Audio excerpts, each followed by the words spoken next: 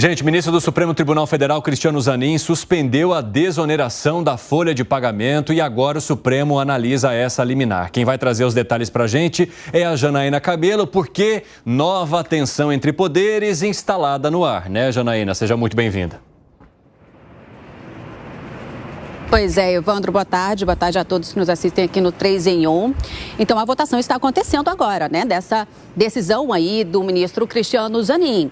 E nesse julgamento, que foi levado para o plenário virtual, 2 ministros já votaram acompanhando o ministro Cristiano Zanin pela suspensão aí da desoneração, né? Então, são os ministros Flávio Dino, que ele votou logo cedo, hoje de manhã, e o ministro Gilmar Mendes, que é o decano da corte. Então, esse julgamento, ele está analisando exatamente se essa suspensão da desoneração ela deve ser mantida ou não. Se essa decisão aí do ministro Cristiano Zanin, uma liminar, ela deve ser mantida ou não. Então, esse julgamento ele acontece no plenário virtual, numa sessão que foi aberta nesta sexta-feira e é uma sessão que vai até o dia 6 de maio.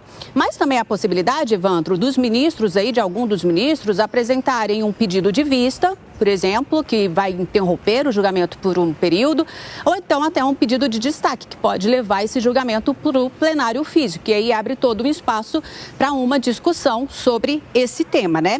Caso não haja aí nenhum desses pedidos, então os ministros têm até o dia 6 de maio para registrar o seu voto aí na sessão virtual, que é um tipo de sessão onde não há discussões, né? Os ministros apenas depositam aí os seus votos. Então, essa decisão do ministro Cristiano Zanin, só lembrando, ela foi anunciada ontem, atendendo a uma ação da Advocacia Geral da União, né, pedindo aí que o STF reconheça a inconstitucionalidade de dispositivos da lei que foi promulgada no final do ano passado, prorrogando a desoneração a 17 setores da economia e também concedendo esse mesmo benefício aos municípios, aos pequenos municípios, municípios de até 156 mil habitantes. Essa ação do governo diz aí que a lei promulgada estabeleceu renúncia de receita sem demonstrar o impacto fiscal, o impacto no orçamento dessa medida. E aí, na sua decisão, Cristiano Zanin disse o seguinte, considerou que sem a indicação, então, desse impacto fiscal no orçamento, poderá ocorrer um desajuste significativo das contas públicas e um esvaziamento do regime fiscal constitucionalizado. Evandro, a gente vai acompanhar por aqui no decorrer do dia, deve acontecer mais decisões sobre esse julgamento, a gente traz aqui para você. Opa, muito obrigado, Janaína Cabelo. Vamos então da Janaína para Marília Ribeiro, porque a Marília vai contar a reação do Congresso. O presidente do Senado disse que deve recorrer ainda hoje. Conta aí, Marília, muito bem-vinda. Oi, Evandro, obrigada. Exatamente. O presidente do Senado, Rodrigo Pacheco, ele disse que classificou essa petição da Advocacia Geral da União para suspender trechos da lei que prorrogou a desoneração da folha de pagamento até 2027 como catastrófica. E afirmou que vai apresentar ainda hoje um recurso contra a decisão do ministro Cristiano Zanin. Além disso, Pacheco afirmou que as premissas que embasaram o pedido da AGU e foram aceitas por Zanin não são verdadeiras. Nós temos o trecho da fala do senador. Vamos ver? Eu afirmo, como presidente do Senado, que esta premissa não é verdadeira. O projeto de lei, a lei que foi aprovada, 14.784 de 2023, prevê de maneira muito clara, categórica e material, num trabalho feito pelo relator, senador Ângelo Coronel, num projeto do senador Efraim Filho, a estimativa orçamentária e financeira exigida pelo artigo 113, tanto para a desoneração dos 17 setores, quanto para a desoneração dos municípios. Evandro, durante essa coletiva, o senador Rodrigo Pacheco também ressaltou o trabalho que foi feito pelo Congresso Nacional desde a transição de governo para estimular o crescimento econômico do país. Para Pacheco, a petição da AGU para tratar que eles tratam como se os problemas do Brasil se resumissem à desoneração da folha de pagamento, nós também separamos esse trecho.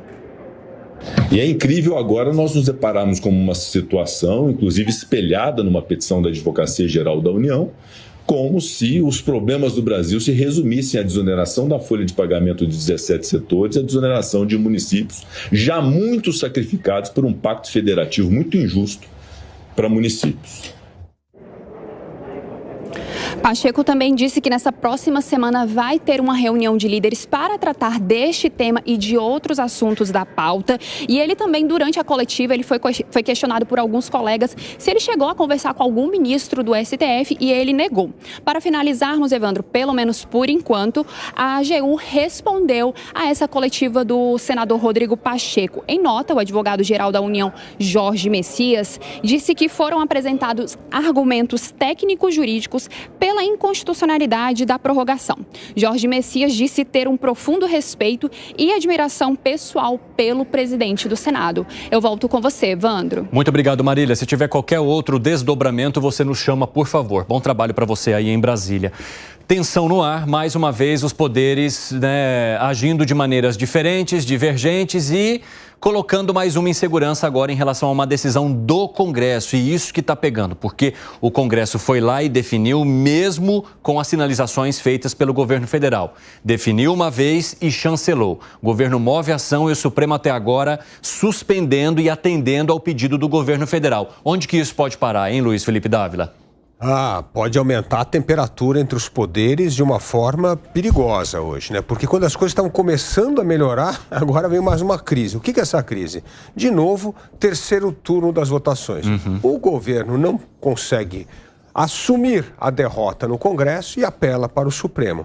Agora, o entendimento do voto do ministro Zanin, dizendo que, na verdade, é inconstitucional porque viola a lei de responsabilidade fiscal, porque não dizia de onde que viria a receita, então eu sugiro que os partidos de oposição, se esse for o entendimento da Corte, entrem imediatamente com uma ação contra o governo, porque o governo vive na inconstitucionalidade. Todo o orçamento, todo o rombo orçamentário mostra exatamente um governo completamente desvirtuado da lei de responsabilidade fiscal. É por isso que a gente está com um rombo fiscal recorde.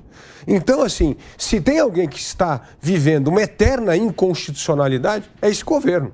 Porque esse governo, até agora, todo o gasto público que já foi feito é baseado em receitas, possíveis receitas estimadas no futuro. Isso é absoluta irresponsabilidade fiscal.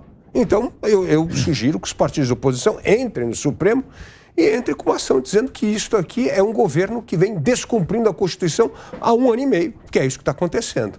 Então, entendo que vai aumentar a tensão entre os poderes, entendo que esse entendimento abre sim uma brecha para fazer com que este governo continue a atuar de maneira inconstitucional, porque se tem um governo que jogou a lei de responsabilidade fiscal e o teto gasto no lixo, foi esse governo. Você concorda, Piperno? Não, o teto de gasto ele já foi substituído, inclusive, né? Então... Por quê? Substituído por quê? O negócio que eles estão mudando a meta? Mas tem o arcabouço. Você fala pelo arcabouço, tecnicamente. Sim, tecnicamente falando, mudou. Né? Então, e o governo gasta aqueles recursos os quais ele, inclusive, obteve autorização do próprio Congresso. Né? Não vamos esquecer da PEC de transição. Então, não foi uma invenção que o governo foi lá, ele efetuou um puxadinho no orçamento, inventou uma nova lei, uma nova regra. Ele enviou um projeto e o Congresso aprovou, né, a lei da transição, né, isso em dezembro de 2022. Essa medida do ministro, ela, obviamente, ela abre um precedente muito perigoso exatamente no momento em que até a gente falava de o início de uma nova lua de mel entre Congresso e Parlamento. Aí foi enviada ao Supremo pela AGU essa questão, essa contestação, e que vai sendo aceita até agora por todos os ministros que já se manifestaram. Eu sempre fui contra a desoneração, sempre achei uma medida péssima, uma excrescência, mas foi aprovada pelo Congresso, coisa que, aliás, o governo tentou revogar de uma forma equivocada no final do ano, perdeu. Pois é. E deveria ter encerrado ali a questão, até porque nessa última semana o governo fez alguns acordos importantes. E por que você acha que ele não encerrou naquele momento, hein, Piperno?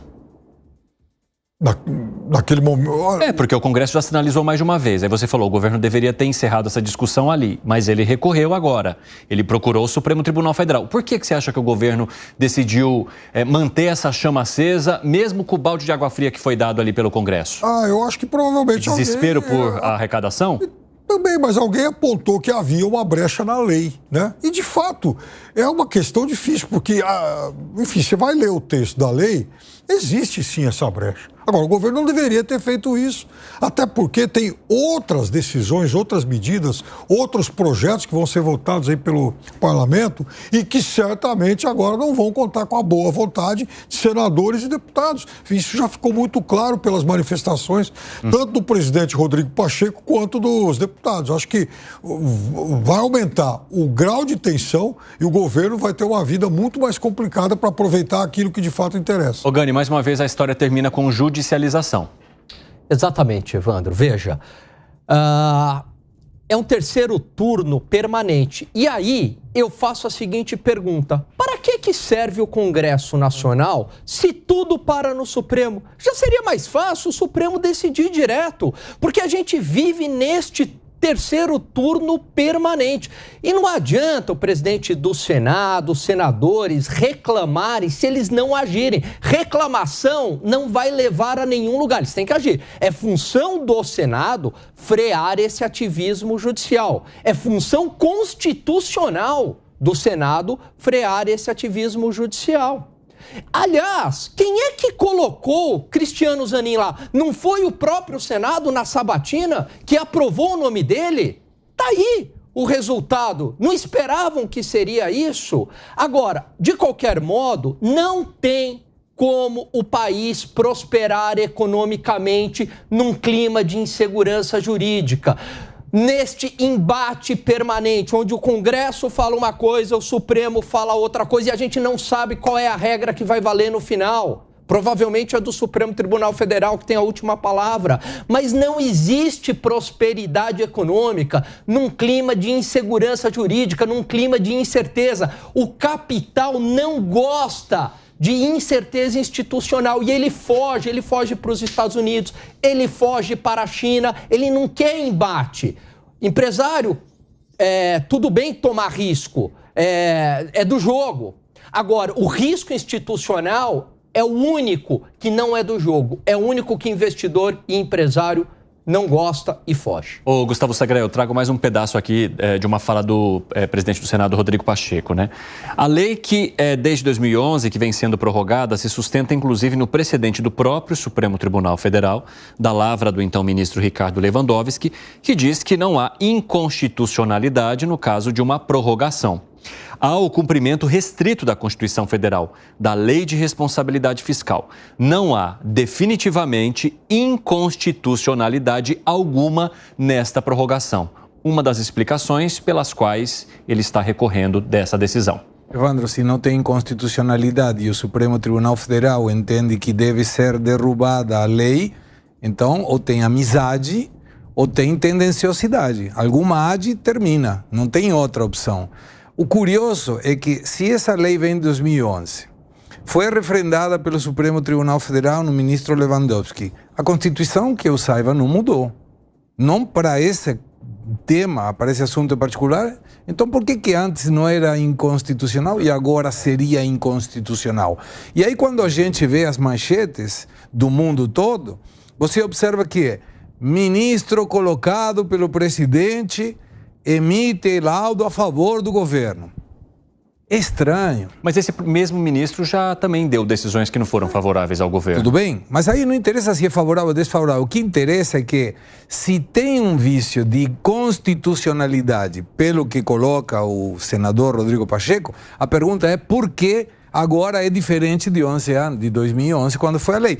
E aí vem outra situação que também chama a atenção, dizendo, peraí, o governo, o Congresso mandou a lei, o governo vetou a lei, o Congresso derrubou o veto do governo. E aí parece que, então eu vou pedir licença para o tio ou o pai que ele me defenda, porque eu não consegui pela via tradicional. E aí o equilíbrio dos três poderes não é observado.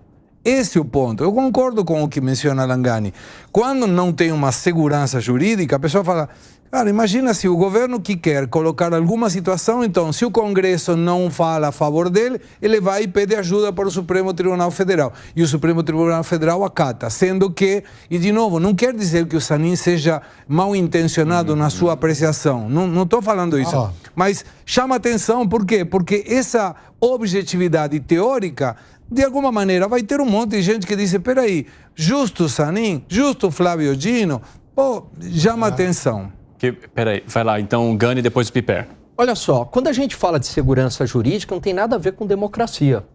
Os Estados Unidos é uma democracia com segurança jurídica. Evidentemente que tem embates ali entre os poderes, mas numa escala bem menor do que o Brasil. A China não é uma democracia, mas tem segurança jurídica, tem um enforcement da lei. Não, evidentemente que não vai ter embate entre os poderes, porque lá é um poder só. Sim. Mas quando a gente fala de insegurança jurídica, é esse clima de embate permanente, porque você não sabe exatamente qual é a regra que vai prevalecer. E o investidor, ele quer uma previsibilidade das regras. É do jogo um investimento ter risco. Você não sabe se um negócio vai prosperar ou não, se você fez uma determinada aposta em inteligência artificial, numa comida, num perfume que você vai investir. Isso aí é do jogo. Agora, o que não é do jogo? É a mudança da regra. Porque você entrou para um tipo de jogo, de repente você chega lá e mudou tudo. Imagina uma partida de futebol que de repente fala assim, olha, tá aqui o placar, né? Quem faz mais gol vence. Ah, não, agora não. Agora você tem que fazer 10 gols a mais para conseguir vencer. Fala, mas peraí, eu entrei num jogo que a regra era outra. Esse tipo de risco é o que faz com que o capital vá embora. Que foi, Piper? Não, porque eu vou discordar dos colegas, porque o que está em jogo aqui não é uma interpretação dúbia da lei, não é que, são duas interpretações diferentes da mesma lei para o mesmo objeto, não se trata disso. Eu acho que está em jogo é o movimento do governo federal, isso, né? Exatamente, é aí que está o problema. Em 2011 foi elaborado um texto que não é necessariamente igual a esse texto aprovado em dezembro do ano passado. Ora, naquele momento já havia essa suspeita e já houve gente do governo falando, olha, pode ser judicializado porque ele tem imperfeições em relação à lei.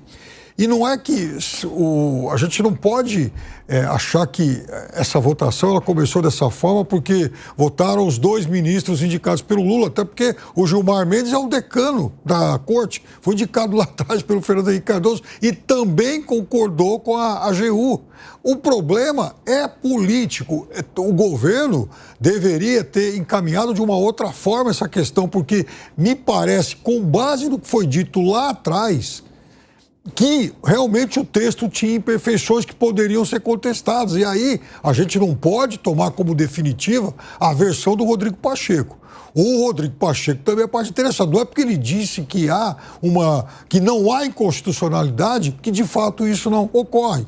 Tanto parece ocorrer alguma coisa, no mínimo, que dá margem à discussão, que 3 ministros já, inclusive, votaram contra ao entendimento do presidente do Senado. Mas, Piper, se a gente olhar a questão constitucional, qual é a decisão do Zanin? Que houve uma violação da lei de responsabilidade fiscal, tá certo?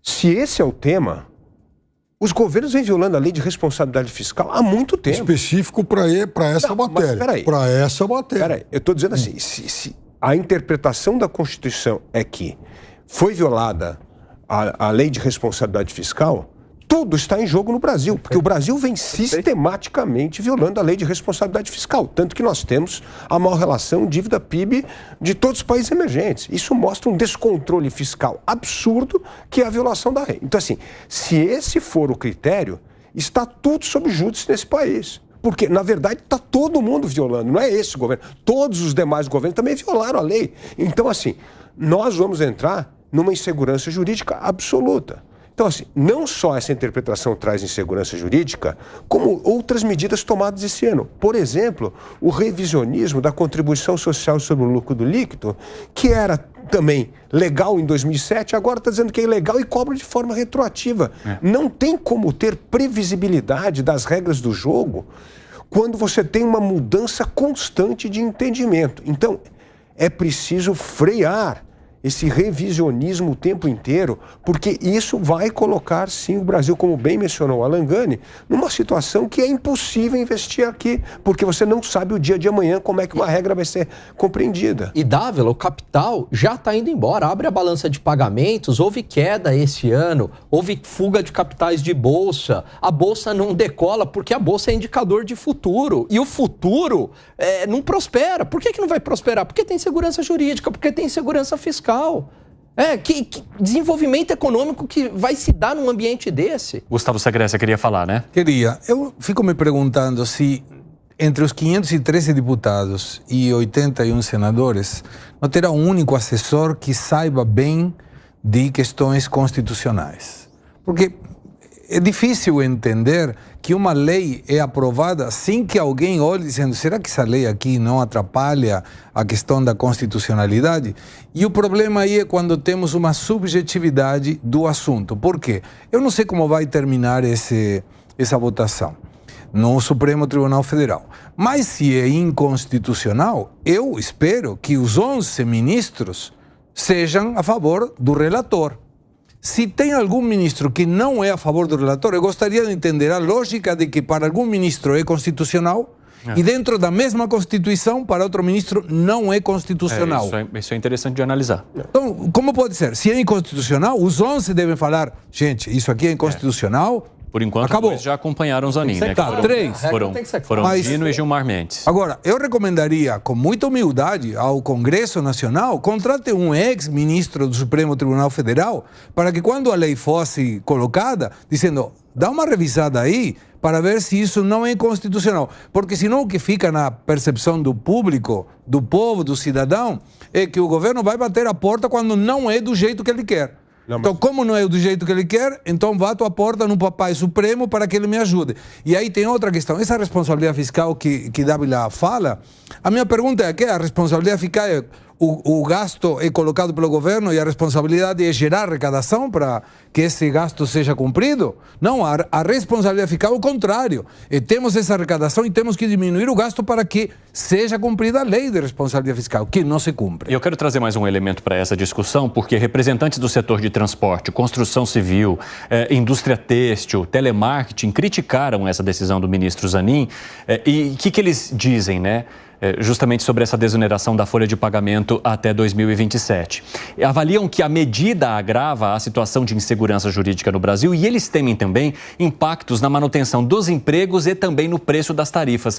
É uma preocupação crível para esse momento, Dávila? Bom, é a preocupação que o setor sempre alegou. Agora, é bom lembrar aqui que nós, todos aqui da bancada, fomos contrários a essa história dessa desoneração de certo setor. Nós sempre defendemos aqui, ou desonera todo mundo ou não desonera ninguém. Que é a concessão de privilégios, né? De novo, a concessão de privilégio. Então aqui, como nós somos a bancada do antiprivilégio, toda vez que aparece um privilégio aqui, tem unanimidade aqui. Porque ele é chutado para fora deste lugar.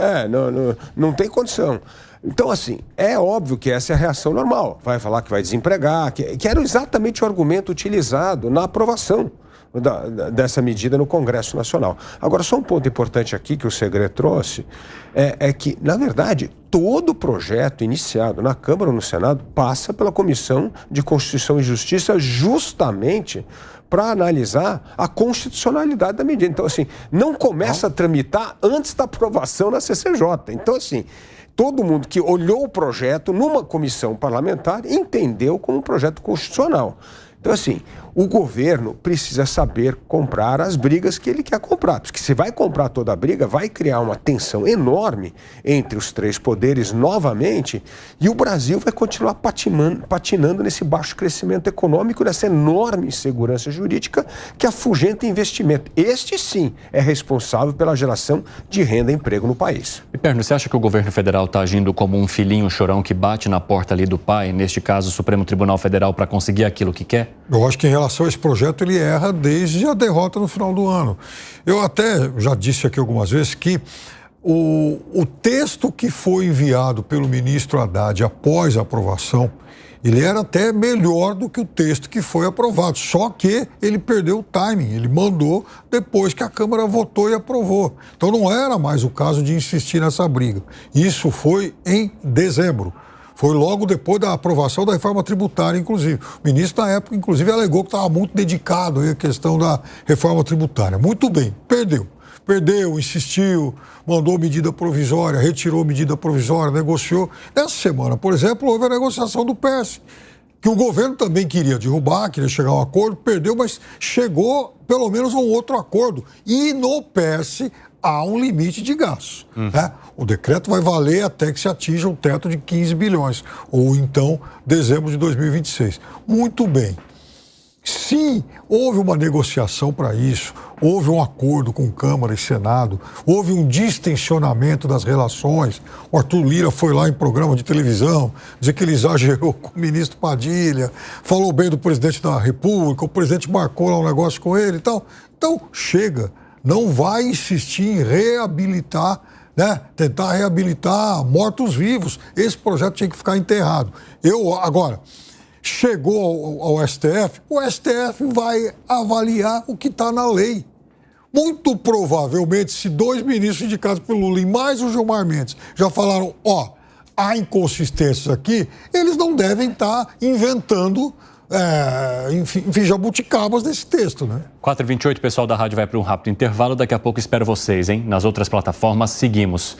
Não é bem assim, Gani? Claro que não. A gente sabe que hoje os julgamentos são muito mais eu não diria, mas são muitas vezes políticos e não técnicos, Piperas. Esse é o mundo perfeito, idealizado que você está descrevendo, que o julgamento vai ser estritamente técnico, jurídico. A gente já viu casos onde isso não ocorreu. Tanto é que tem uma série de votações apertadas no Supremo. Claro, 5-6. E o que o Segré trouxe aqui não deveria ter isso.